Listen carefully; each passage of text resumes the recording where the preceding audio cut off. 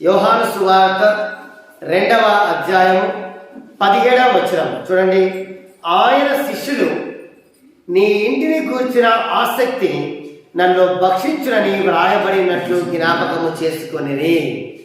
ఏమండి, నీ ఇంటిని గూర్చిన ఆసక్తి నన్ను భక్షిస్తుంది. భక్షించడం అంటే తినడం కాదు, దాని కొంచెం నెక్స్ట్ లెవెల్. నరమాంస భక్షకులు అంటాం కదా, పీక్కుంది అంటే అంత కప్పు చెందురా, ఎవరైనా తీసుకుని పోతున్నారా, ఎవరైనా వెనకాల తంతరారా అంటాం కదా. చిన్నపిల్లలు ఫాస్ట్ తింటప్పుడు లేదా గొంతు పట్టుకున్నప్పుడు అంటామే, సేమ్ అని. జాగ్రత్తగా వచ్చండి. నీ ఇంటిని గూర్చిన ఆసక్తి ఏమంటే నన్ను భక్షించుతున్నది. ఆ మాటని, ఆ లేఖనాన్ని జ్ఞాపకం చేసుకున్నారంట. ఇప్పుడు ఒకసారి ఆలోచన చేద్దాం. యేసు ప్రభుకి ఇల్లు ఎక్కడ ఉందండి? పెండ్లయిందా? లేదు. పిల్లలున్నారా? లేరు. మరి ఆయనకి ఎక్కడ ఇల్లు? ఏమండి, అక్కడ ఏమంటారంటే యెరూషలేము దేవాలయంకి వచ్చారు. ఆయన వచ్చిన తర్వాత చుట్టూ చూస్తే దేవాలయంలో భక్తులు లేరు. ఏమంటే పశువులు ఉన్నాయి. భక్తులు లేరు, పశువులు ఉన్నాయి. భక్తి కొరకు అన్ని కార్యాలు జరుగుతున్నాయి. అక్కడ కరెన్సీ నోట్ల మార్పిడి అంటారు కదా, వేరే వేరే ప్రాంతాల నుంచి వాళ్ళు వస్తారు, కమిషన్ తీసుకుని ఇస్తా ఉంటారు, బ్రోకర్ మార్చు వారు. దేవుని మందిరం, నా తండ్రి ఇల్లుని మీరు వ్యాపారపు ఇల్లుగా చేసి ఉన్నారు. తండ్రి ఇల్లుని ఆయన ఇల్లు అనుకుంటాడు. ఆయన ఇల్లు నా ఇల్లు ఇది అంటున్నాడు. సరే పాపం పోనీ. అక్కడ దేవాలయంలో జరుగుతున్న వాటిని బట్టి ఆయన చలించిపోయి తట్టుకోలేక తాళతో కొర్రాలు తయారు చేసి వాళ్ళ కొట్లా కానీ బెదిరించి ఆ బల్ల పడేసి అందరూ వెళ్ళగొట్టాడు. పశువుల్ని అందరూ కూడా వెళ్ళగొట్టడిగా చూస్తూ ఉన్నాం. దేవాలయం విషయంలో ఆయనకి ఎంత ఆసక్తి ఉంది చూడండి. దేవుని మందిరం విషయంలో ఎంత ఆసక్తి ఉంది, జాగ్రత్తగా ఆలోచన చేయాలి. ఈ దినం ప్రియమైన సంగమ, మందిరం మీద, మందిరం పట్ల అంత ఆసక్తి మనం కలిగి ఉండాలి. సరే, ఇక్కడ యేసు ప్రభు తన ఇల్లుగా దాన్ని చూస్తున్నాడు. ఆ ఇంట్లో ఉండకూడని ఉండడానికి ఇష్టపడతాడు. ఓకే, రైట్, ఇది ఆలోచిద్దాం. కానీ లూకా సువార్త 13వ అధ్యాయంలో ఇంకో మాట మాట్లాడతాడు.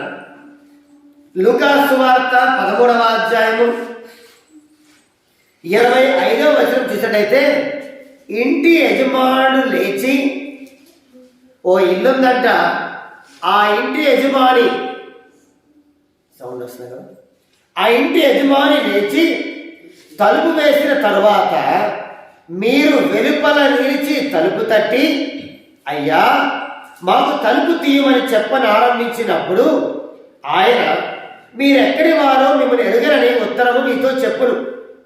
అందుకు వారు, నీ సముఖమందు మేము తిని త్రాగుచుంటిమే, నీవు మా వీధులలో బోధించుతివే అని చెప్పసాగదు.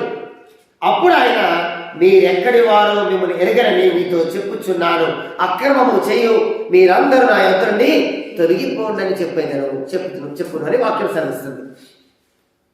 జాగ్రత్తగా మంచి. ఒక ఇంటి యజమానుడు ఉన్నాడంట. ఆ ఇంటి యజమానుడు ఉదాహరణకి ఒక రెంట్ ఇల్లు అనుకుందాం. మనం ఆ ఇంట్లో కిరాయి కొంటున్నాం, రెంట్ కొంటున్నాం. ఆయన చెప్తాడు, బాబు మా ఇంట్లో ఆడపిల్లలు ఉన్నారు, ఎదిగిన ఆడపిల్లలు, మీరు రాత్రి 9 గంటలకి 10 గంటలకి ఇష్టానుసారంగా ఉండి గొడవ చేసి ఎవరెవరు ఇంటికి వస్తే ఊరుకోం. సరే సార్, 9 గంటల వరకు మేము గేట్ తాళం వేసేస్తాం, మీరు ఏదైనా అడగ చూసుకోవాలి, తర్వాత తలుపు తీయం మీరు అడగద్దు. ఓకే, మనం ఏమనుకుంటాం, ఎంత కాదన్నా ప్రార్థన సాయంత్రం 6 అంటే 7 గంటలకు వస్తాడు భాష గారు, 8 అయిపోయి తొందరగా ముగించేస్తాడు, ముగించడంలో తొందరగా ఉంటాడు. ఈ ఇంట్లో ఒక అడిగేస్తే మరి కదా, ఎంతో దూరం నుంచి వస్తామా ఏంటి, 9 గంటలకి వచ్చేస్తా కానీ ఓకే అని చెప్పి రెంట్ కట్టుకున్నాం, అడ్వాన్స్ ఇచ్చాం, ఇంటికి వచ్చాం. ఒకరోజు కర్మ కానీ ఏమైందండి, 9 దాటిపోయింది, ఇంటి యజమానుడు తలుపు తీయాలి అనుకుందాం. మీరేమనుకుంటారు? సరే, తిట్టుకోవడం ఇవన్నీ బరాబర్ ఉంటాయి, కానీ ఆలోచన చేయండి. అక్కడ మనం అవసరమైతే ఫ్రెండ్ ఇంటికి వెళ్ళవో, చుట్టాలింటికి వెళ్ళవో, లేదా అదే ఇంట్లో గోడ దూకి ఇంట్లో ప్రవేశించడమో, ఆ చెట్టు ఉంటే అక్కడ పడుకోవడమో, ఏదో మొత్తానికి అయితే అడ్జస్ట్మెంట్ అయిపోతుంది. కానీ ప్రియమైన సంగమా, అలాంటి ఇల్లు గురించి మాట్లాడలేదు ఇక్కడ. ఒక ఇల్లు ఉందంటే ఆ ఇంటికి యజమానుడు, రెంట్ కోసం మనం వెళ్తే ఇంకో వ్యక్తి ఉంటాడు. ఒక ఇల్లు ఉంది, ఆ ఇంట్లో యజమానుడు అంటే మనమే, మన ఇంట్లో తండ్రి యజమానుడు. ఎవడి యజమానులు తల్లి తండ్రి ఉన్నారు, వాళ్ళు చూసుకుంటూ ఉన్నారు. ఇది ఒక పద్ధతి. కానీ ప్రియమైన సంగమా, ఇక్కడ ఓ ఇంటి యజమానుడు లేచి తలుపు వేసిన తర్వాత, తాళం పెట్టిన తర్వాత అంటున్నా, ఆయన తలుపు వేయగా తీసేవాళ్ళు ఎవరు లేరంట. ఆయన తలుపు తీయగా వేసేంత ధైర్యము, శక్తి, బలము ఎక్సెట్రా ఎవరికి లేవంట. ఆ వాక్యాన్ని జ్ఞాపకం చేసుకుంటూ చదువుకోవాలి. ఇంటి యజమానుడు లేచి తలుపు వేసిన తర్వాత మీరు వెలుపల నిలిచి తలుపు తట్టయ్యా మాకు తలుపు తట్టే, మీరు ఎవరో నాకు తెలియదు. అయ్యో అదేంటి అట్లా అంటావు? మనం కలిసి భోజనం చేయలేదా? తిని తాగలేదా? ఏమండి అలా చేయండి. నువ్వు మా వీధిలో బోధించలేదా? అక్రమం చేస్తే మీరు ఎవరో నాకు తెలియదు అన్నాడు. ఆలోచన చేయండి. ఇంటి యజమానుడు తలుపు వేశాడు, తీట్లా తీసే పరిస్థితి కూడా కనపట్లేదు. ఈ దినం ప్రియమైన సంగమా, ఓ ఇంటి యజమానుడు తండ్రిని చూసినట్టయితే కోపంతో తలుపు తీయలేకపోయినా వాడు వచ్చాడు చూడు పో అని భార్య అన్నాడు. అగో అది వచ్చింది పో, నీ ప్రియమైన కూతురు వచ్చింది పో, నీకు కాదా కోపం అని చాటుగా సహాయం చేశాడు తండ్రే. అది జరుగుతుంది తెలిసినా కూడా పాపం ఏంటంటే, ఎందుకంటే ఆయన వాల్యూ తగ్గదు కదా, అదే కోపంతో ఉండాలని తెలుసుకోవడానికి ఆలోచించండి. కానీ ఇక్కడ ప్రేమ సగమా, యజమానుడు తండ్రి అయితే ఏదో విధంగా దారి దొరికింది. యజమానుడు ఒక రెండు ఆయన అయితే ఏదో విధంగా మనం ఇంట్లో ప్రవేశించవచ్చు, ఇంకో ఇల్లు చూడవచ్చు, ఖాళీ చేసి ఫ్రెండ్ని పోవచ్చు, ఎన్నో అవకాశాలు ఉన్నాయి. కానీ ఇక్కడ తలుపు వేసిన తర్వాత తీయట్లేదు, మీరు ఎవరో తెలియదు, అక్రమము చేయువారులారా వెళ్ళిపోండి అని మాట్లాడతారు. ఈ యజమానుడు ఎవరు? ఏమండి తలుపు వేస్తే తీయని పరిస్థితి వచ్చింది. సరే, ఓ చిన్న ఉదాహరణ చూద్దాం. ఎక్కడికెళ్దాం? 2 తిమోతికి రాసిన 2వ పత్రిక. అపోస్తలుడైన పౌలు తిమోతికి రాసిన 2వ పత్రిక. తిమోతికి రాసిన 2వ పత్రిక 2వ అధ్యాయము 20-21 వచనం చదువుకుందాం. గొప్ప ఇంటిలో, ఏమండి గొప్ప ఇల్లు అంట, గొప్ప ఇంటిలో వెండి పాత్రలను బంగారు పాత్రలను మాత్రమే గాక కర్రవియు మట్టివియు కూడా ఉండెను. బంగారం వెండి కాకుండా కర్రతో చేసిన పాత్రలు ఉన్నాయంట, ఇంకా మట్టి పాత్రలు కూడా ఉన్నాయి. మనం అంతకుముందు మన నానమ్మ అమ్మమ్మ వాళ్ళు వాడుంటారు మట్టి పాత్రలు, నేను చూసాను, వాళ్ళు వాడటం ఇంట్లో ఉండటం చూశాను నేను. ఇప్పుడు కూడా అమ్ముతూ ఉంటారు బయట కదా, ఉన్నాయంట. చూడండి, వాటిలో కొన్ని ఘనతకును, అందులో కొన్నే ఘనత, కొన్ని ఘనహీనతకును వినియోగింపబడును. బంగారు ప్లేట్లో భోజనం చేయొచ్చు, వెండి ప్లేట్లో భోజనం చేయొచ్చు, నీళ్లు తాగొచ్చు, ఛాన్స్ ఉంది. మనం కొనుక్కొని అదే చేస్తాం, కానీ చెత్త తీయడానికి అని చెప్పి వాడదు కదా మనం. రైట్, కర్రలు ఉన్నాయి, మట్టి ఉన్నాయి, ఆలోచన వాటిని ఏ రీతిగా వాడచ్చు. ఎండాకాలం ఒక రంజన్ కుండలు తెచ్చుకుంటాం, పొరపాటు పగిలిపోయి ఏం చేస్తాం?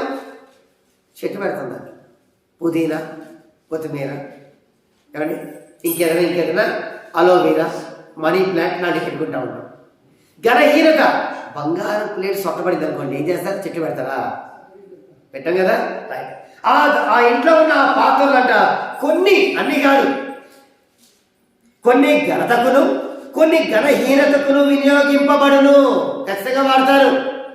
బయటికి వెళ్ళడానికి ఒక డబ్బా, కాలు కడుక్కోవడానికి ఒక డబ్బా, బాత్రూంలో ఒక డబ్బా, దాన్ని ఇటు తిన్నట్టు వాడు, అన్నం తినడానికి వాడే జగ్గు, దాంతో మనం బయటికి ఏదో వేరే వేరే పనులు చేయము కదండి. రైట్, ఎవడైనను వీటిలో చేరక, ఘనహీనమైన వాటిలో చేరక తన్ను తాను పవిత్ర పరుచుకున్న ఎడలా వాడు పరిశుద్ధపరచబడి యజమానుడు వాడుకొంటకు అర్హత సంపాదించుకొని ప్రతి సత్కార్యమునకును, సత్కార్యం అంటే గౌరవప్రదమైన కార్యం, సత్కార్యమునకును సిద్ధపరచబడి ఘనత నిమిత్తమైన పాత్ర అయ్యుండును. ప్రియమైన సంగమా, జాగ్రత్తగా గమనించండి. ఒక ఇల్లు ఉందంట, ఆ ఇంట్లో పాత్రలు అంట, ఏమండి ఇప్పుడు అందులో విలువ కొన్ని ఉన్నాయి, కొన్ని విలువ లేని ఉన్నాయి. ఘనహీనత అంటే కొన్ని వేరే వేరే పనులకు వాడే, తక్కువ పనులకు వాడే, అశుభ పనులకు వాడే. ఎవరైనా సరే దేంట్లో చేరాలి అనేది డిసైడ్ చేసుకోవాలి. దేంట్లో ఉండాలి, దేంట్లో ఉండకూడదని డిసైడ్ చేసుకోవాలి. చేసుకుని సరిగ్గా యజమానుడు వాడుకోవడానికి అర్హత సంపాదించే పాత్రగా ఉండాలి. యజమానుడు ఇచ్చే ఘనతని పొందుకునే పాత్రగా ఉండాలి. అందుకు కావాల్సిన పరిశుద్ధత నీలో ఉండాలి, లేదా నువ్వు పరిశుద్ధపరచబడాలి. ఇది ఒక ఇంట్లో పాత్ర. ఏమండి, ఇంట్లో ఉండకూడని వాటి కొరకు ప్రభు కోపం తాడు చేశాడు, కొట్ల బెదిరించి పంపించాడు. ఏమండి, ఆలోచన చేయండి. ఆ తర్వాత లూకా సువార్తను మనం చూస్తే ఇంటి యజమానులు ఉన్నాడంట, తలుపేస్తాడు. ఒళ్ళు మండింది, తలుపేస్తాడు. తలుపు తీయ అంటే లేదు. మన ఇద్దరు కలిసి తాగలేదా, మన ఇద్దరు కలిసి తినలేదా? తాగడం అంటే ఆ తాగుడు కాదండి. 31 తారీఖు రాత్రి తాగేది ఆ తాగుడు కాదు, దసరా పండుగ తాగే తాగుడు కాదు, రోజు తాగే తాగుడు కాదు. అంటే మనం కలిసి ప్రేమ విందులు చేసుకున్నాం కదా, సహవాసంలో ఉన్నాం కదా, మర్చిపోయావా? అక్రమం చేసే నీతో నాకే లేదా? కనీసం ఆ యజమానుడు ఆ మంచి పనులు కూడా జ్ఞాపకం చేసుకోవట్లేదు. అట్లా కాదు, నువ్వు మా విధిలో బోధించావు కదా. బోధించాను, నువ్వెవరో నాకు తెలియదు. నువ్వెవరో నాకు తెలియదు. ఏం మాట్లాడుతున్నావయ్యా? నువ్వు వాక్యం చెప్పాడు, 10,000 మందిలో వాక్యం చెప్పావండి, 1,00,000 మందిలో వాక్యం చెప్పావు. నువ్వు బోధించావు, నువ్వెవరో నాకు తెలియదంటా కదా. అంతమందిలో బోధించావు, నీకు అర్హత లేదు, నువ్వు బయట ఉన్నావు.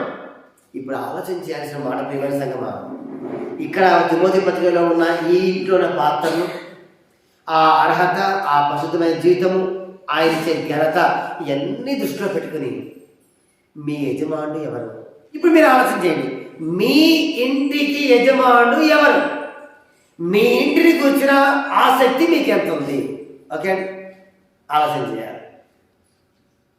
అర్థం చేసుకోండి. మొదటి వారం సంవత్సరం ఫస్ట్లో ఇవాళ మనం ఆలోచన చేసుకోవాలి. నీ ఇంటిని గురించిన ఆసక్తి నిన్ను భక్షించున్నది అని ప్రభు గురించి మాట్లాడింది. ఇవాళ మీ ఆసక్తి మీ కుటుంబం కోసం, మీ కుటుంబంలో ఉన్న వారి కోసం మీరెంత భక్షిస్తున్నారు? భోజనం కాదు సుమా, అది భక్షించండి. కడుపుండే తింటే నాకు చాలా ఆనందం. భోజనం నేను పెడతాను కదా, నేను పెట్టిన భోజనం బాగా తింటే నాకు చాలా ఆనందం. వేస్ట్ చేస్తే చా అనిపిస్తుంది. ఇప్పుడు మీరు ఆలోచన చేయండి. మీ ఇంటిని గురించిన ఆసక్తి మీకు ఎంత ఉంది?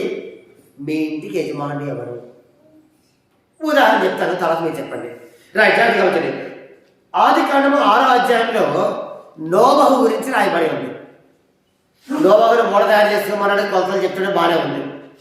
7వ అధ్యాయము 1వ వచనంలో ఏమున్నాయా అంటే, నోవహు ఈ తరము వారిలో నీ ఒక్కడవే నిందారహితుడై ఉన్నావు. ఈ తరము వారిలో, ఉదాహరణకి మా పేరెంట్స్, మా నాన్న, మా అమ్మ ఓ తరం, తర్వాత తరం మేము. ఆ తరంలోకి మీరు అందరూ సరస్వార్థం, మీరు అందరూ మీ పిల్లలు మేము. మీకు మనవాళ్ళు వచ్చారు, మాకు పిల్లలు వచ్చారు, అంటే అది ఇంకో తరం కదా. ఇప్పుడు ఈ తరంలో అంటే నోవహు వయసు ఆ ఎక్కువ తక్కువ ఉన్న వాళ్ళలో ఎవరు కూడా పనికొచ్చేవాడు ఏంటంటే ఈయన ఒక్కడే ఉన్నాడు. చాలా అదృష్టం ఏంటయ్యా అంటే, నోవహు ముందున్న వాళ్ళు పనికిమాల వాళ్ళే, అక్కడ పోతున్న వాళ్ళు ముందున్న వాళ్ళు బైబిల్ ఉన్నవాళ్ళు కాదు తిప్పుకునేవాళ్ళు. నోవహుతో ఉన్న వాళ్ళు పనికిమాలే ఉన్నారు, నోవహు తర్వాత తరం వాళ్ళు కూడా పనికిమాలనే ఉన్నారు. ఎందుకంటే ఒకవేళ వాళ్ళు సరిగ్గా ఉంటే ఓడలో ఉండేవాళ్ళు, జంతువులు బదులు వాడు ఉండేవాళ్ళేమో, లేదా ఈ దేవుడికి అంతస్తు పెంచి ఉంచేవాడు కావచ్చు. ఓ 2-3 ఓడలు తయారు చేసుకున్నాడు కావచ్చు, ఇది వాళ్ళకు చెప్పాడు కావచ్చు, ఓడలు తయారు చేసుకుంటారు బాబు అని. ఆలోచన చేయండి. ఇప్పుడు తనకి ఎవరు వేస్తారంట? ఆలోచన చేయండి. నోవహు ఇంట్లో నోవహు భార్య, నోవహు 3 కొడుకులు, 3 కోడళ్ళు, 8 మంది సంతానం. 8 మంది నీటి వల్ల బాప్తిజం పొందారని వాక్యం ఉంది. రైట్. ఆ ఇంటికి యజమాని నోవహు చెప్పినట్టుగా వాళ్ళందరూ ఆ లాక్స్ అంటే దిమ్మలు, మొద్దులు, కట్టెలు, మొత్తానికి తుంటలు అవి నడుకొచ్చారు, ఓడని తయారు చేశారు. యజమానుడు చెప్పటిగా, ఆ భార్య ఇంటి యజమానుడు పెద్ద వ్యక్తి చెప్పటిగా పిల్లలందరూ పాటుపడి ఓడను నిర్మించుకున్నారు. మరి తలుపు యజమానుడు లేదు. ఏమండి, తలుపు యజమానుడు లేదు. ఎవరు వేశారట? దేవుడు బయట నుంచి. ఇక్కడ రెండు మాటలు ఉన్నాయి. ఓడ వేసినప్పుడు బాబు నోవాహు ఆ గడియ ఉంది కదా, బయట నుంచి పెట్టినాయన, టవర్ బోర్డు బయట నుంచి పెట్టినాయన అన్నాడు అనుకుందాం. బయట నుంచి చేశాడు. అలా ఎలా మాట్లాడతారండి మీరు? దేవుడు వాళ్ళతో పాటు ఉన్నాడు, అందుకే వాళ్ళ క్షేమం ఉంది. ఓకే, అలా అయినా మంచిదే. లోపల గడియ, లోపల టవర్ బోర్డు ఉన్నా కూడా దేవుడే వేశాడు. బయట నుంచి మామా, నోహు మామ, నోహు బావ, నోహు తాత అని జనాలు ఆర్తనాదాలు వినపడుతున్నప్పుడు డోర్ తీయలేదు. ఆయన తలుపు వేయగా తీసే అంత సీన్ ఎవరికి లేదు. ఆయన తలుపు వేయగా వేసే అంత సీన్ కూడా ఎవరికి లేదు. ఇప్పుడు చెప్పండి, మీ ఇంటికి యజమానుడు ఎవరు? యేసు ప్రభు యజమానుడు అయినప్పుడు యేసు ప్రభు తలుపేస్తాడు. తలుపేసినప్పుడు కుటుంబం అంతా లోపలే ఉంటుందా? బయట మైక పడుకుని యెహోవా ఈరే యెహోవా ఈరే పాడబడతాడు. అది కూడా ఆలోచన చేయాలి సుమా. ఇక్కడ పరిస్థితి ఏంటంటే, ఇంటి యజమానుడు తలుపేస్తే తలుపు కొడతాడు. అయ్యా తలుపుది ఎవర్రా మీరు? అయ్యా వాళ్ళు కలిసి బోధించలేదా? నువ్వు మా విధిలో బోధించలేదా? అక్రమం చేసేవారితో మాకు అవసరం లేదు. అక్రమం చేయవారులారా 25వ అధ్యాయం మత్తయి వార్త. పోనీ అపవాదికి వారు అనుసరికి సిద్ధపరిచిన ఆ నిత్య నరకమా అగ్నిలోకి కొన్నాడు. అక్రమం చేసే వాళ్ళ బతుకు అక్కడ. ఇవాళ మీరు తలుపు లోపల ఉన్నారా? నోవా కుటుంబం లాగా తలుపు బయట ఉన్నారా? సరే, ఒకవేళ మీ ఇంటి యజమానుడు ప్రభు అయినట్టయితే ప్రభువు తలుపు వేస్తాడు, మీరేసుకోవాలి. మీరేస్తే జాలి కలుగుతా ఉన్నది. ఇంటి పక్కన వాళ్ళు అరుస్తున్నప్పుడు, అయ్యో మొన్న టమాటా కూర వేసారే, మా ఇంట్లో పప్పు లేనప్పుడు పప్పు ఇచ్చారే, సాయంత్రం తలనొప్పి వచ్చినప్పుడు టీ తాగుదామన్నప్పుడు ఆ టీ పొడి మాకు ఇచ్చారు, చక్కెర ఇచ్చారు కదా, తీద్దాం కాపాడుకుందాం. ఒక ఆత్మ రక్షించాలి. అప్పుడు కాదు రక్షించేది, ఇప్పుడు రక్షించాలి ఆత్మల్ని. తలిపేసిన తర్వాత రక్షిస్తానికి ఏముందండి? నువ్వు కాపాడమే, మనం కాపాడమే గగనం. అలాంటి దినాలు ఇవి. కాబట్టి ప్రియమైన సంగమా, మీ ఇంటి యజమానుడు ఎవరు? ఆయన యజమాని అయితే తలిపేస్తాడు, నువ్వు తీరేవు. ఆలోచన చేయండి. కాబట్టి అక్రమమైన స్థితిలో ఉన్నారా? సరే, అది కూడా పక్కన పెడదాం. తిమోతికి రాసిన పత్రికలో చెప్పినట్టుగా ఏమండి, ఘనమైన పాత్ర, యజమానుడు వాడుకోవడానికి అర్హత పొందిన ఘనమైన పాత్రగా ఉండటానికి పరిశుద్ధపరచబడ్డారా? ఘనహీనమైన పాత్రనిగా ఉండటానికి మీరు సిద్ధపడుతున్నారా, ప్రిపేర్ అవుతున్నారా అనేది మనం ఆలోచన చేయాలి. ఈ దినము ఇప్పుడు మన ఇల్లు ఎలా ఉందో ఆలోచన చేద్దాం. సరే, మన ఇంటి గురించి మనం ఆలోచించే ముందు బైబిల్లో లేఖనములు ఒక ఇంటి గురించి మాట్లాడుతున్నాడు. అది చూద్దాం. ఎక్కడది? చూడండి, లూకా సువార్త 17వ అధ్యాయము. లూకా సువార్త 17వ అధ్యాయము 29వ వచనం చూద్దాం. లూకా సువార్త 17వ అధ్యాయము 29వ వచనము. అయితే లోతు సొదొమ విడిచిపోయిన దినమున ఆకాశం నుండి అగ్ని గంధకములు కురిసి వారిని అందరినీ నాశనం చేశాను. ఎలాగన్నా కానీ అండి, నాశనం అయితే అయిపోయి పాపం. లోతు సొదొమ విడిచిన తర్వాత ఏం జరిగింది ఏమండి? అగ్ని గంధకాల బండి, అందులో హుసేన్ బోల్ట్ లాగా వాళ్ళ భార్య ఉంది.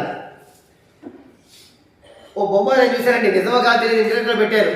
లోతు ఇట్లా ఉంది, సొదొమ గొమొర్రా పట్టణం ఇలా ఉండిపోయింది. మనం చూడలే కదా, వాళ్ళు పెట్టి నమ్మాలి.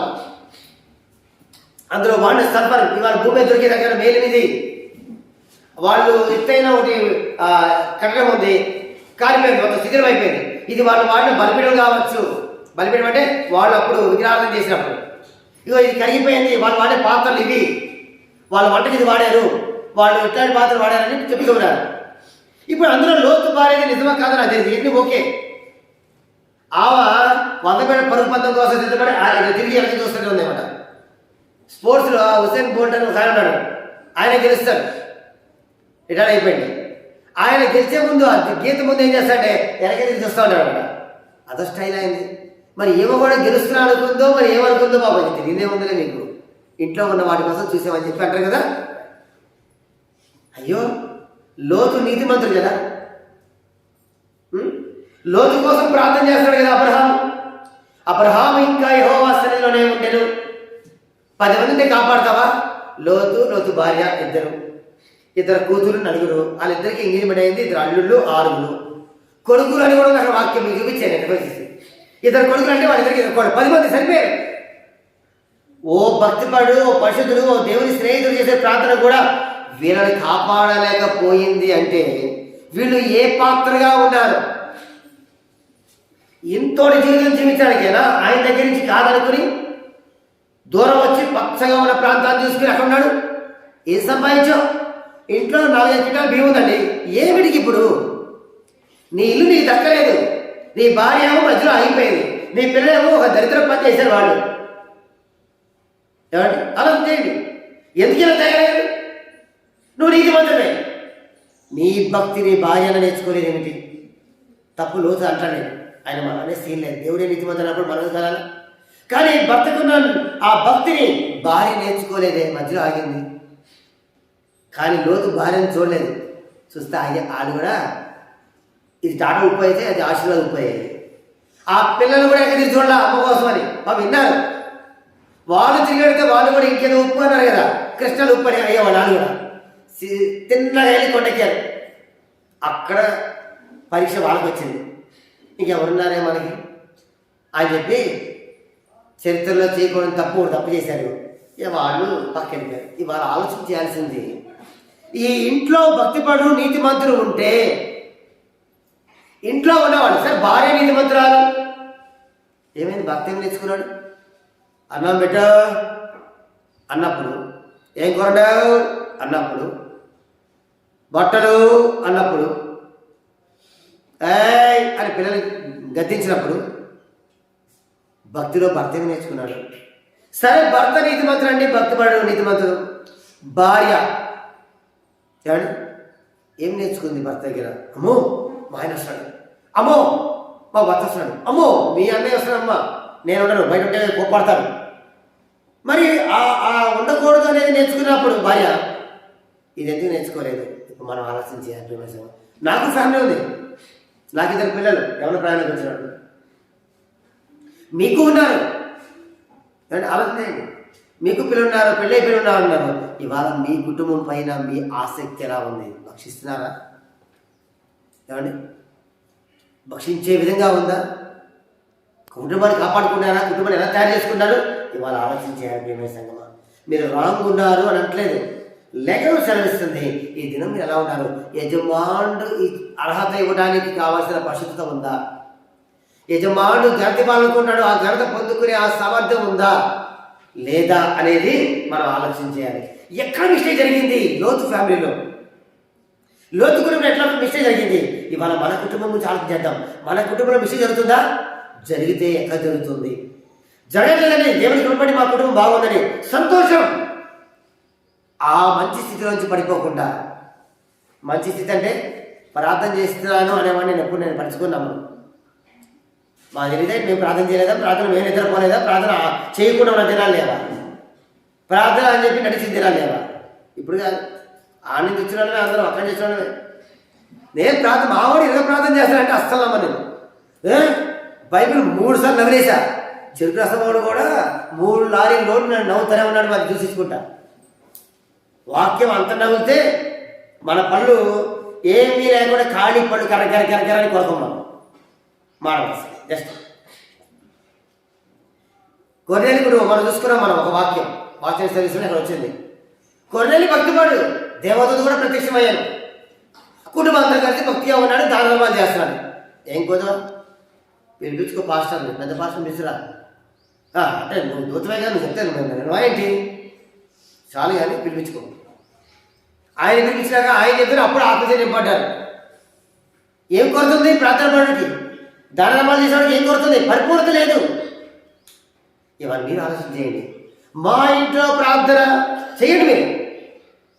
దాన్ని మనము degree BA ME BA BEd BSc ME MSc BSc BEd లాగా FRCS లండను మావాడు ఇది ముందు డాక్టర్ వెనకాలకి తోక అలాగా మనం చెప్పుకోవద్దు. మా ఇంట్లో ప్రార్థన జరిగింది, మా ఇంట్లో స్తుతులు, మా ఇంట్లో స్తోత్రములు, మా ఇంట్లో ముందు ప్రార్థన, మా ఇంట్లో వెనక ప్రార్థన. ఏమండి మావాడు చేపలకి ఆహారం వేస్తాక ప్రార్థన చేస్తాను. మరి ఇక మావాడు గొప్ప భక్తిపడి అంటాము. మేము పడుచుకోవద్దు, చెయ్యి ఇంకా చెయ్యాలా?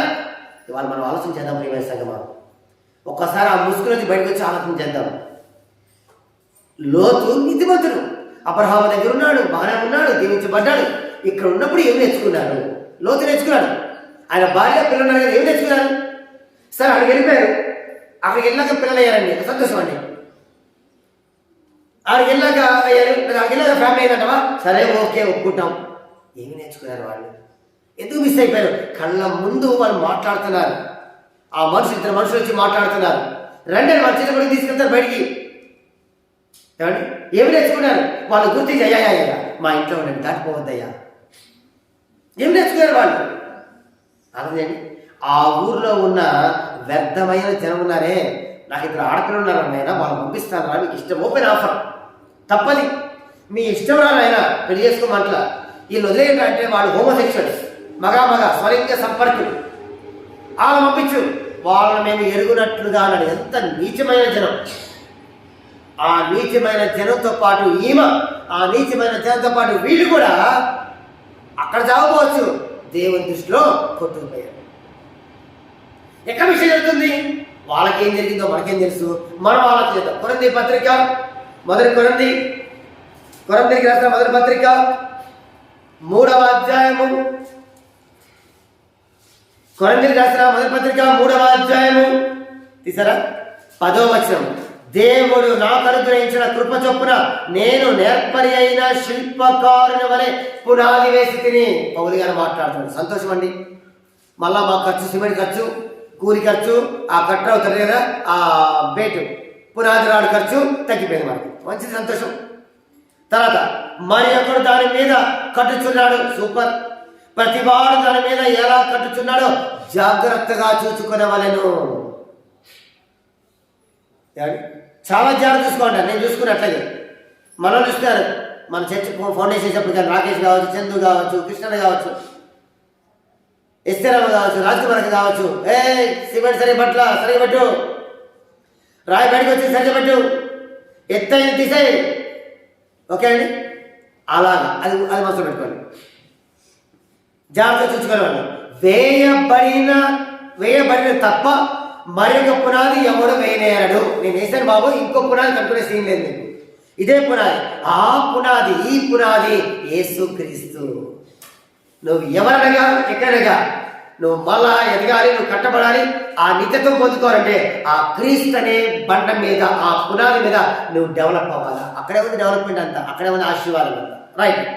ఎవడైనా ఈ పునాది మీద బంగారము, వెండి, వెలగల రాళ్ళు, ఏది పచ్చలు, కెంపులు, ముత్యాలు, డైమండ్స్ ఉన్నాయి కదా, విలువైన రాళ్ళు, వెలగల రాళ్ళు, కర్ర, గడ్డి, కొయ్యకాలు మొదలైన వాటితో కట్టిన ఎడల, మొదలైన వాటి అంటే ఇంకేదో 2-3 ఉంటాయి కావచ్చు, ఇంకా మట్టితోనూ ఇంకెట్లా వాని పని కనపడదు. అబ్బా రేకుషని బలి వేసేవే, అబ్బా గుడిసే కానీ బలి కట్టేవే, అబ్బా మట్టితో కట్టేవి కానీ బాగా కట్టావు, కనపడుతుంది పని, రైట్. వారి పని కనపడదు. ఆ దినము దానిని తేటపరచదు. ఏ దినము చూడండి, అది అగ్ని చేత బయలుపరచబడును, మాట పెట్టను, అగ్ని చేత బయలుపరచబడును, మరియు వాని పని ఎటుతో దానిని అగ్నియే పరీక్షించును. మన దేవుడు దహించు అగ్ని. ఇప్పుడు ఉదాహరణకి మనం ఒక గుడిసె అవుతున్నాం, 2 గడ్డితో, ఇప్పుడు అంతా కోతలైనవి కదా, ఆ గడ్డితో గుడిసేసుకున్నాం. ప్రభువా నువ్వు రావాలి మా ఇంటికి ఓపెనింగ్ అనగానే ప్రభు మహిమతో దిగొచ్చాడు అనుకున్నాం, ఏమవుతుంది? ప్రభు మహిమ ప్రభావంతో అగ్ని స్వరూపం అయింది. యేసు గ్రంథంలో ఇంకా ప్రవక్తల గ్రంథాలు ఆయన గురించి వివరిస్తున్నారు. దిగొస్తే ఆ అగ్ని గుడిసిపోంది, 2 గంటలు వేస్తున్నాం, కాలిపోయింది. ఆయన రాళ్లే కానీ చెప్తున్నారు. ఇప్పుడు క్రీస్తు అనే పునాది మీద నన్ను నేను కట్టుకుంటా, నేను గొప్పగా ఉండాలని బంగారంతో కట్టుకుంటా, ఇంకోటి కడతారు, ఇల్లు బాగుంది అని కనబడుతుంది. కానీ అగ్ని వచ్చినప్పుడు ఆ ఇల్లుని పరీక్షించేది అగ్ని. ఎలా కట్టాడు ఏంటండి? ఆ ఇల్లు ఏది? మనమే. నా తండ్రి ఇల్లు వ్యాపారం ఇల్లుగా చేయొద్దు. ఇందులో తండ్రి యొక్క ఆత్మ ఉన్నప్పుడు, ఆ ఆత్మ చేత నేను బతుకుతున్నప్పుడు ఈ ఇల్లు ఆయన ఇల్లు కాదా? ఆ గృహప్రవేశానికి ఆయన రాడా? ఆ ఇంట్లో ఒకరోజు నిద్ర చేద్దామని ఆయన రాడా? ఆ ఇంట్లో ఒకరోజు బస్ చేద్దామని ఆయన రాడా? అబ్రహాము దగ్గర భోజనం చేశాడుగా, ఆయన నీ ఇంట్లో ఆతిథ్యం పొందడానికి రాడా? అంటే నిజంగా ఏదో భోజనం చేస్తాడు పోదు, ఆయన రాడా? ఆయన వచ్చినప్పుడు బంగారము కరగవలసిందే కదా, కర్ర కాలవలసిందే కదా, గట్టి పొద పడుతున్నట్టుగా మండిపోయి బూడిదైపోవాల్సిందే కదా. విలువైన రాళ్ళు మనం కొన్ని రాళ్ళు పొరపాటున పొయ్యిలో మంటలో కట్టెలు పోయి దాంట్లో ఉంటే టప్ టప్ టప్ అని వెళ్తూ ఉంటాయి కదా. ఒక్కోసారి రాళ్ళు కొన్ని వచ్చి తగ్గుతూ ఉంటాయి. అంటే అలచేయండి, చాలా ఫోర్స్ గన్లోంచి బ్లేడ్ వచ్చిన అనేది వస్తూ ఉంటాయి అన్నమాట. ఇప్పుడు ప్రభువు పునాది మీద ఎలా కట్టబడ్డాడు మా కుమారుడు రాకేష్, పునాది మీద ఎలా కట్టబడింది మా కుమార్తె స్వార్థమ్మ, పునాది మీద నా బిడ్డలు ఎలా కట్టబడ్డారని మీ గృహాలకు వచ్చారనుకుందాం. ఆయన ఇప్పుడు చెప్పండి, నిలబడుతుందా ఊడిపోద్దా? అంటే మా ఫ్రెండ్ ఉన్నాడు, ఆడు తిట్టేవాడు, అరే మామ చెప్పురా ఏంట్రా పని, పరోడంట పందిరేసాడంట, పిచ్చుకొని వచ్చి పడేసాడంట. ఏంట్రా అట్లా ఉండే అత్తగారా, ఓ గొప్ప పరోడు పందిరేసాడంట, పిచ్చుకు వాళ్ళగానే మొత్తం పడిపోయిందంట. నీ పని కూడా అంతే ఉందిరా నన్ను ఇంటర్మీడియట్లో జాగ్రత్తగా ఆలోచన చేయండి. అలాగా ప్రియమైన సంగమా, క్రీస్తునే పునాది మనకు దొరికిన తర్వాత దానిపైన నువ్వు కట్టబడే అవకాశం వచ్చిన తర్వాత నీవును నీ కుటుంబము ఆయన ఇల్లు ఎలా కట్టబడుతున్నారు, మీరు ఎలా ఉన్నారో ఒకసారి ఆలోచన చేయాలి. ప్రియమైన సంగమా, ఈ దినము మీ ఇంటికి యజమానులు ఎవరున్నారు, మీరు ఎలా కట్టబడుతున్నారు అని ఆలోచన చేయాలి. కానీ ఇంకో ఇల్లు ఉందండి, మొదటి రాజుల గ్రంథము 21వ అధ్యాయంలో ఉంది. ఏమండి జాగ్రత్తగా ఉంచండి. ఓ రాజు ఉన్నాడు, ఆ రాజు నగరకు ఆనుకుని ఏమండి నాబోతు అని ఒక ఆయన ఉన్నాడు. ఆయన పొలం ఉందండి, ఎకరమో 2 ఎకరాలు 6 ఎకరమో ఎంతో మొత్తానికి. ఈ రాజు ఆ కోటపై తిరుగుతూ ఉండగా అది ఎనపడి కంట్లో బాగుంది. మన ఇంట్లో మనం బిర్యానీ వండుకున్నా పక్కనవాడు కారం వండుతూ ఉంటే అంటాం కదా, ఏమండి మనం అంటాం. సరే మన ఇంట్లో మసాలా భోజనం ఉన్నా కూడా అవతలవాడు వండుకోగానే అంటాం మనం. వారికి అలాగే అనిపించింది. పిలిచి పొలం ఇస్తామని, లేదా ఇవ్వను, ఇది నా పిత్రాజితం. అలా కాదు, నీకు వేరే దగ్గర ద్రాక్షతో ఇస్తాను అంటే తాగి పడిపోతే అప్పుల వారు అయిపోతే నీకే అమ్మాలన్నా, అట్లా కాదు, నేను ఎవరైనా నా పిత్రాజితం, నువ్వు ఒక రేట్ ఏదన్నా చెప్పినా మంచి నేను ఇస్తాను, నేను ఇయ్యా అన్నాడు. నేను ఇవ్వా, మన వంటగా తెలంగాణ నేను ఇవ్వను, మూతిట్లా పెట్టుకుని అట్లా ఇవ్వడు. బాగా నచ్చింది, హాయ్ డార్లింగ్ అన్నాడు. అరే ఎప్పుడు వచ్చి డార్లింగ్ అనగానే హాయ్ డార్లింగ్ అని నటించి చాలా ఖుషిగా పిలిచేవాడు మా రాజుభర్త గారు. రాజుగారు నా భర్త అయిన రాజుగారు, రాజుభర్త అని మనం వేరేది, మన దగ్గర రాజు ఉన్నారు ఏమండి అని చెప్పి ఏమైనా కదా మూత అదే ఉంది. ఏంటి మూత అని పెట్టావు, నాబోతు ఇలా అన్నాడు. నువ్వు రాజులు కాదా, నువ్వు రాజ్యం చేయట్లేదా అంటే అదే నువ్వు ఓడు కాదరా అంటే మనం కోపం. అలాగా నువ్వు లేచి అన్నం తిను, ఆయన అన్నం పెట్టండి. ఆ పక్కన సామంత రాజుకి లెటర్ రాసింది, రేపు పొద్దున పంచాయతీ పెట్టండి, రాబోతుని పిలవండి. ఇతను పనికి వాళ్ళని సాక్ష్యం పెట్టించింది. వాళ్ళు చెయ్యా ఈయన రాజు నేను దేవుడినే తిట్టాడా దూషించాడగానే బయటికి లాగి రాళ్ళు పెట్టి కొట్టి చంపేశాడు. అది నాబోతుంది. పొలం ఎవరినైనా ఇప్పుడు పొలం ఆక్రమించకపోవాలి భార్య. ఇప్పుడు దేవుడు మాట్లాడుతున్నాడు, ఏరియా ఆ ఊరెళ్ళి రమ్మ కొంచెం పని ఉంది. ఏం చెప్పున్నాడు, నాబోతు పొలాన్ని కలుపుకున్నారు మీరు, ఆయన రక్తం ఎలా అయితే అయిందో అలాగా నీ రక్తము నెరవేర్పడుతుంది, కుక్కలు నాకుతాయి అని చెప్పారు. అలాగే జరిగింది. చూడండి ఫ్యామిలీ ఎలా ఉందో. రాజు ఎలా ఉంటే రాజ్యం అలాగే నడుస్తుంది. రాణి ఇంట్లో ఉండి చెప్పాలి. యేసు ప్రభుకి శిక్ష విధించినప్పుడు పిలాతు నాకేం తెలియదు అని చెప్పేసి అంటున్న టైంలో ఆయన భార్య వచ్చి అంది, అలా పిలవద్దంట, చాలా సీరియస్ ఇష్యూ అది. పిలిస్తే ఆయన వెళ్ళాడు. అంటే దేవుడికి అవకాశం ఇచ్చిన ఆయనకి, నీతి మంత్రులు రుజుపరచడానికి, అయ్యా ఆయన గురించి నువ్వు అలా చేయొద్దు, ఎందుకంటే రాత్రి కలలో అతని గురించి మిక్కిలి బాధపడితేనే అతను యథార్థపడు నీతిమంతుడయ్యా. సర్లే ఆడికి వెళ్ళాడు. ఇంట్లోనే భార్య సింహాసకంగానే మా ఆవిడ చెప్పింది, ఆయన ఏమో అంటలేదు, నేను అంటే నువ్వు ఇంటికి వంట చేసుకుంది ఆవిడతో పాటు అని ఆయన పొడిచి వాడు చంపి ఇంకోటి వస్తాడు రాజుకి. అక్కడి నుంచి చేతులు దులిపేసుకున్నాడు. రాజు చెప్పిందే శాసనం. ఆ రాజుకి ఆలోచన ఇవ్వాల్సిన బాధ్యత భార్యకి. తప్పులో ఎత్తనప్పుడు ఎస్తేర్ ఏం చేసింది, తెలివిగా చెప్పింది. రాజు నేత్రం తెలబండి హామాన్ ఏమయ్యాడు, శత్రువు అనేవాడు అయిపోయాడు. నీతిగా ఉన్న జనాంగం బతికింది. కానీ భార్య చేసి ఏం చేసిందండి? ఎంత కుట్ర పడింది, ఎంత ప్లాన్ వేసింది ఆలోచించే ప్రియమైన సంగమా. నీ కుటుంబం గురించి మీరు ఇంట్లో ఉన్న భర్త సరిగ్గా ఉంటేనే ఫ్యామిలీ అంతా బాగుంటుంది. భర్త అని అంటే రాంగ్లో ఉన్న పిల్లలైనా భార్య అయినా సెట్ అయిపోవాల్సిందే. భార్య అన్నంటే భర్త సరిగ్గా లేకపోయినా సెట్ అవ్వాల్సిందే. ఎంతమంది చూడ నేను చూడండి, పిల్లలు ఉన్నారు వినరా మాట. ఇంట్లో ఉన్న భర్త కానీ, ఇంట్లో ఉన్న భార్య కానీ, ఇంట్లో తండ్రి కానీ తల్లి కానీ సరిగ్గా ఉండి సీరియస్గా ఉండి రాంగ్ అంతలో ఉండమంటే ఇంట్లో ఉన్న పిల్లలు వాడినరా. అంత దరిద్రంగా ఎవరైతే ఇంతవరకు దిగజారలేదు. అట్లాంటిది ఇంకా చేసిన అవల ఏదైనా తప్పు జరిగింది తప్ప, ఏదన్నా అక్కడ ఏదైనా లోపం ఉంటే తప్ప. వాళ్ళు ఆలోచించండి.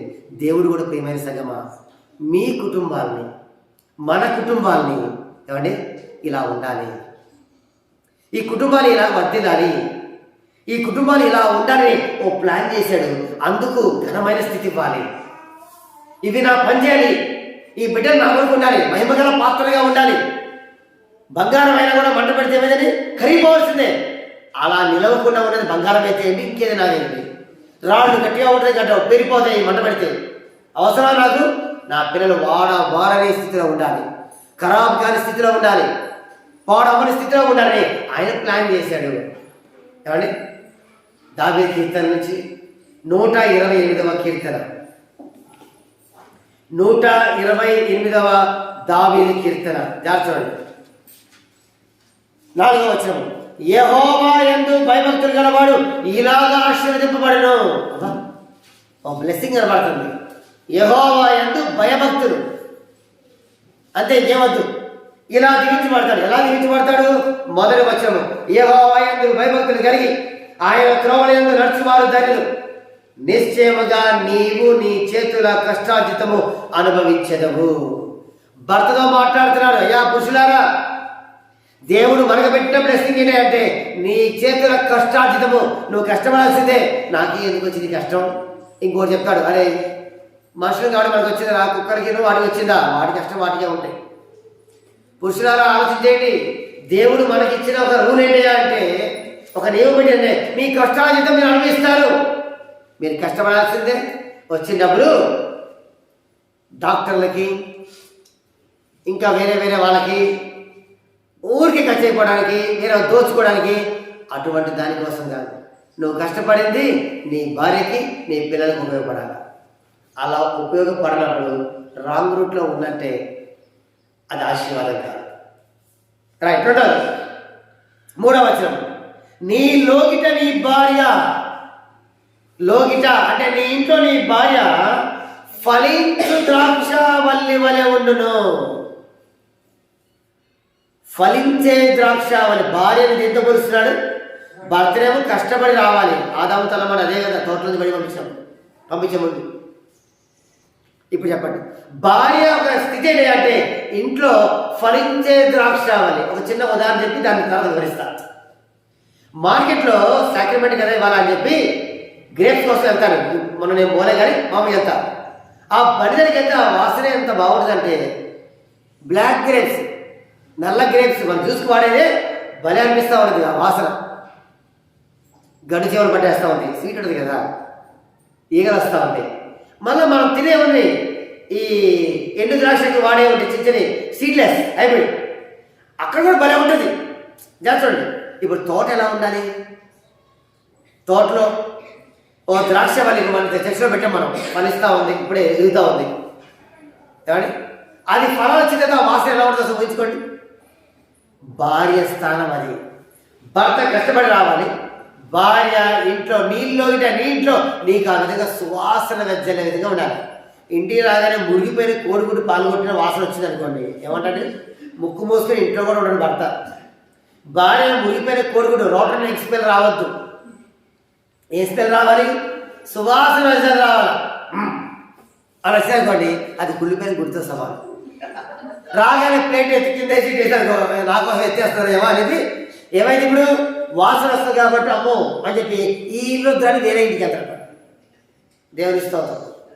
అందుకని జాగ్రత్తగా ఆలోచించాలి. నీలోకి నీ భార్య ఫలించే ద్రాక్షావళి, పువ్వు రావాలి, కాయలు రావాలి. ఆ వాసన నీకు ఎట్లా ఉండాలంటే ఇంట్లోనే ఉండాలరా అనిపించారు. ఆ వాసన ఎలా ఉండాలంటే అమ్మో ఈ ద్రాక్షావళిని వదిలిపెట్టదురా బాబు అని గట్టి పట్టుకునేటట్టు ఉండాలి. ఈ ద్రాక్షావళి నా ఇంట్లోనే ఉండాలరా, ఇంటికి ఇల్లాలో దీపమంటారు కానీ ఇంటికి ఇల్లానే వాసన రా బాబు అనేటు ఉండాలి. వాసన తెలుసుకోండి. ఓకేనా? రైట్. తర్వాత నీ భోజనం బల్ల చుట్టూ నీ పిల్లలు, భోజనం బల్ల ఇది రైట్ అయితే ఈ బల్ల చుట్టూ నీ పిల్లలు సంతానానికి వచ్చింది. ఒలీవ మొక్కల వలె నిందురు. వీళ్ళు ఫలించే ఒలీవ మొక్కలు అల్లా ఎందుకని లేదు చెప్తా.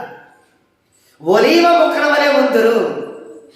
ఈ ఒలీవ చెట్టు పెద్ద అవుతా ఉంటే దాని పక్కన 5 ముసలు అవుతా ఉంటే మనకి ఎలాగైతే వయసు పెరుగుతా ఉంటే పిల్లలు పుట్టి పిల్లలు ఎదిగి ఎలా అయితే సపోర్ట్ వస్తారో అలాగుననే ఈ యొక్క ఒలివ చెట్టు దగ్గర ఎదుగుతా ఉండే పక్కన షూట్స్ అంటే ఇలా వస్తూ ఉండే చిన్న లేత ఇది, అవి ఎదిగి రేపు పొద్దున ఎట్లా ఉండేది ఇది ముసలి పడిపోకుండా దీన్ని పడగొట్టకుండా సపోర్ట్ ఉంటాయి అనమాట.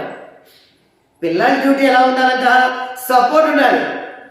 ఎదిగాని బతుకు పక్కన బాగుంటుంది, నీ ఇష్టం పో, నేనే సామాన్ చెప్పలేదు, నీ ఇష్టం. చాలా చాలా అండి. అబ్బాయి మంచోడేనా? సూపర్ వ్యక్తి అండి. రోజుకి 1000 రూపాయలు సంపాదిస్తాడు. సూపర్ వ్యక్తి. కానీ చేసుకో నీ ఇష్టం అన్నావు. ఏమైంది? రూపాయి అన్నా కానీ అన్నావు అంతే. కానీ దగ్గరే ఉంది మొత్తం అంతా. అమ్మాయి జీవితం ఆధారపడి ఊరికే అన్నా కూడా మంచి సంబంధం పోవచ్చు. ఒక చెడ్డోడైనా కూడా ఏమన్నా ఇప్పుడు ఆలోచన చేయండి. ఇప్పుడు ఇలా వచ్చి న్యాయాధిపతుల గ్రంథంకి వెళ్దాం. మనందరికీ బాగా తెలిసిందే న్యాయాధిపతుల గ్రంథము ఏమండి 9వ అధ్యాయంలో చెట్లన్నీ కలిసంట మా మీద రాజుగా ఉండవా అని ఒలివ చెట్టు దగ్గరికి, అంజూరపు చెట్టు దగ్గరికి, ద్రాక్షావళి దగ్గరికి వెళ్ళాక ఇప్పుడు మనకి కావాల్సింది ఏంటి? అంజూరపు చెట్టు దగ్గర, ఒలివ చెట్టు దగ్గరికి వెళ్దాం. ఫస్ట్ ఒలివ చెట్టు ఉంది కదా, పిల్లల్ని ఒలివ చెట్టుతో పోలుస్తారు. పిల్లలారా వినండి, నా కొడుకు కూడా వినాలి, జాగ్రత్తగా వచ్చాడు. 9వ వచనం, మమ్మల్ని ఏలుమని ఒలివ చెట్టు అడగగా ఒలివ చెట్టు దేవునిని మానవులను దేని వలన నరులు సన్మానించుదురో ఆ నా తైలము నీయక మారి చెట్ల మీద రాజునయ్యుండి ఇటు అటు ఊగుటకు నేను వచ్చేదనా. ఇటు అటు ఊగేది ఎవరండి? యోబు గ్రంథంలో చెప్తున్నాడు, భూమి మీద అటు ఇటు తిరుగుతూ వచ్చాను. అంటే ఇప్పుడు నేను సాతాను మార్గంలో ఉండాలా? పెత్తనం చేయాలి. నేను వచ్చి అయ్యా వద్దు, నేను ఒక ఒలివ చెట్టుని, దేవుణ్ణి మానవులను, దేవుణ్ణి తల్లిదండ్రుల్ని దేంతో అయితే సన్మానిస్తారు, నేను తల్లిదండ్రులను పెట్టాను. తప్పుగా అనుకోవద్దు, అయ్యగారు తప్పు చెప్పి అనుకోవద్దు. ఆ నూనెతో ఎంతంటే ఆ ఒలివ నూనెతో దేవుని స్థలిలో దీపవృక్షం వెలిగించబడుతుంది. అదే నూనె కలిగిన నీ వల్ల ఇల్లు వెలిగించబడాలి. మీ తల్లిదండ్రులకి మీ సపోర్ట్ ఉండాలి. ఎక్స్ట్రా వస్తే సెట్ చేసుకునే విధంగా ఉండాలి. సపోర్ట్తో ఉండి ఆ చెట్టుని పడగొట్టకుండా పడిపోకుండా చూసుకోవాలి. కానీ పెత్తనం చేస్తే చెట్ల మీద అధికారిగా ఉంటే ఈ పని ఎవరు చేయాలి? ఈ వెలుతురు ఎలాగా? నువ్వు పెత్తనం చేస్తే వెలుతురు దీంట్లో దీపం ఉండదు. ఓకేనండి. ఇప్పుడు జాగ్రత్తగా ఆలోచన పిల్లలారా, మీరు చేయాల్సిన పని ఇది. రెండవది, నీలోకిట నీ భార్య ద్రాక్షావళి, భార్య ద్రాక్షావళితో పోల్చాడు. చూద్దాం 12వ వచనం, అటు తర్వాత చెట్లు, ఆ పైన చెట్లు అంటే మేము చేయ ఉన్నాడు అన్నారు. ఇప్పుడు ఆ చెట్టు వచ్చింది, ఆ చెట్లు అంటే వచ్చినాయి, ఎక్కడికి వచ్చినాయి? ద్రాక్షావళి దగ్గరికి. 12వ వచనం, అటు తర్వాత చెట్లు నీవు వచ్చి మమ్మల్ని నేను మరి ద్రాక్షావళిని అడగగా ద్రాక్షావళి దేవునిని మానవులను సంతోషపెట్టు నా ద్రాక్ష రసము నేను ఇయ్యక మాని చెట్ల మీద రాజునై ఉండి ఇటు అటు ఊగుటకు నేను వచ్చేదనా? నడుపు. దేవుణ్ణి మానవుల్ని ద్రాక్షారసముతో ఏమండి దేవుని పనికి వాడతాం. క్రీస్తు రక్తానికి సాదృశ్యం అని అదో ఉందిగా. దేవునికి పనికి వాడతారు. మనుషులు అంటే ఈ సువాసన బయటకి ఎందుకంటే మారేది. పిల్లలు అనుకుందాం, ఇంట్లో ఉన్న ఫ్యామిలీ. ఇప్పుడు ఈ ద్రాక్ష వల్ల ఆ పని చేయాలి. కానీ పెత్తనాలు చేసుకుంటూ ఓసారి భక్తి ఓసారి భక్తి ఇటు అటు ఊపుకుంటా ఆ ఇంట్లో వాడు ఈ ఇంట్లో అడుగు తగుదరమా అని పెద్ద దాంట్లో ఏం పెడితే ఏమైందండి? చీమా నన్నెందుకు కుట్టేవనే పరిస్థితి వస్తుంది. ఆలోచన చేయండి. భర్త ఏమో ఒక్కడ కష్టపడుతుంటే ఇంట్లో బఫెలోలాగా డాంకీలాగా ఇంకేదో రాలా ఇంకేదో తింటారా అనద్దు. కష్టపడాలి. మీరు కష్టార్జితం తీసుకురావాలి. ఏమో సువాసన ఇవ్వాలి. కుళ్ళిపోయిన ఎగ్గిస్కెళ్ళి కాదు. వీళ్ళు మరి ఏం చేయాలి? సపోర్ట్గా ఉండాలి. దాన్ని ఫ్యామిలీ అంటారు.